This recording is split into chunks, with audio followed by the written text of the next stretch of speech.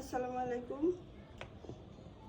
এক পাতিল আর এক কড়াই আম জাল করে ছাদে দিয়ে আসছি।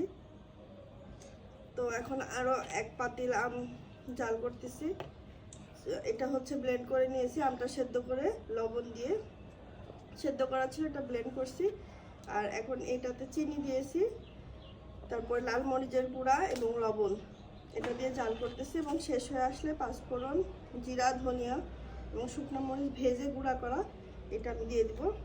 আর এই যে দেখছেন আমার তেঁতুল আর বড়ের মিক্সড আচারের অর্ডার আছে, একটু কাছ থেকে দেখো। এই যে দেখেন, এই হচ্ছে তেঁতুল বড়ের মিক্সড আচার, এটা হয়ে গেছে। তো এটাও রেডি, আজকে বুকিং হবে আর কি। তো যারা যারা আমের আচার, তেঁতুল বড়ের মিক্সড আচার নিতে চান তাড়াতাড়ি ইনবক্স করে দিবেন। এটা হয়ে গেছে যেহেতু, এটা আমি নামাই ফেলবো। আর এই যে আম্মু ছাদ থেকে আমার জন্য নিম পাতা নিয়ে আসছে, পানিটা গরম হলে গোসল দিব। এই নিম পাতা দিয়ে পানি ফুটাই গোসল করলে শরীরে কোনো জীবাণু থাকে না এবং অ্যালার্জির সমস্যা দূর হয়। তো সবাই ভালো থাকবেন, সুস্থ থাকবেন, আল্লাহ হাফেজ।